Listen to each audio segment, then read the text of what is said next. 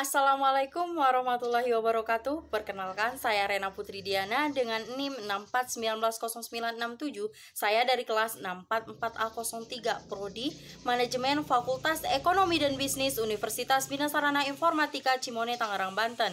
Nah, teman-teman, dalam video kali ini saya akan membahas tentang permintaan, penawaran, serta keseimbangan pasar. Yuk kita lihat videonya.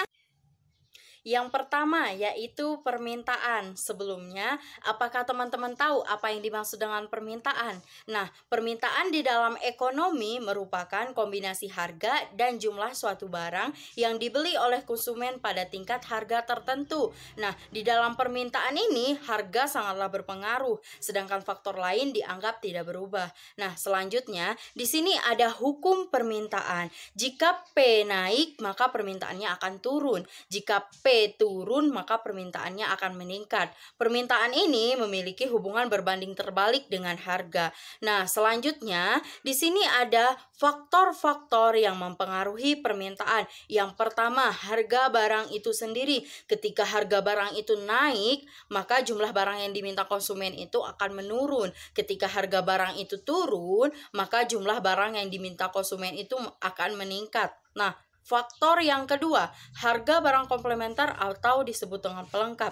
Ketika harga pensiun itu meningkat dan melambung tinggi, maka orang akan berpikir ulang untuk membeli sebuah motor. Mengapa demikian? Karena berpikir bahwa tidak bisa memenuhi kebutuhan dari bensin motor itu sendiri.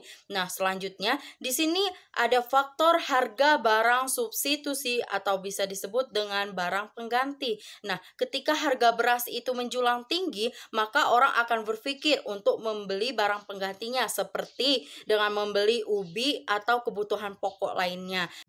Selanjutnya ada faktor selera konsumen. Nah, pada zaman sekarang ini orang tidak hanya menggunakan telepon untuk media komunikasi saja, tetapi orang menggunakannya untuk selfie-selfie misalnya. Dengan ini kebutuhan akan handphone ini akan semakin meningkat. Selanjutnya ada faktor pendapat. Nah, ketika pendapatan seorang naik, tentu saja jumlah barang yang diminta juga ikut naik sehingga seiring dengan pendapatannya. Selanjutnya ada faktor intensitas kebutuhan konsumen, faktor penduduk, serta faktor perkiraan harga di masa depan.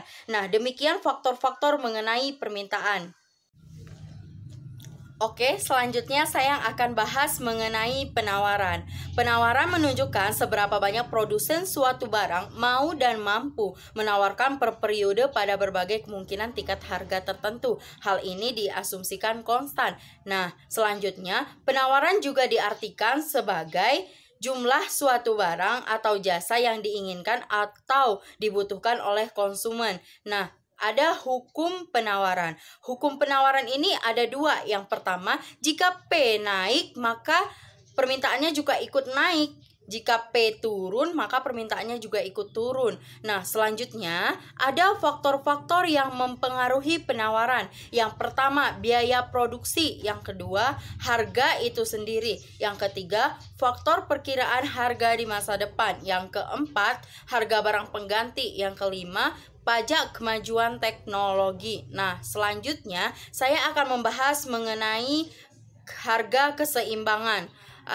Keseimbangan atau yang bisa disebut dengan equilibrium. Nah, keadaan di suatu pasar di mana jumlah yang ditawarkan penjual pada suatu harga tertentu adalah sama dengan jumlah yang diminta oleh para pembeli tersebut.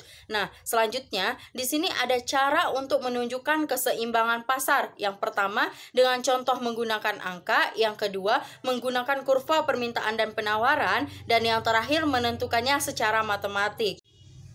Demikian penjelasan dari saya tentang permintaan, penawaran, serta keseimbangan pasar. Lebih dan kurang saya mohon maaf. Wassalamualaikum warahmatullahi wabarakatuh.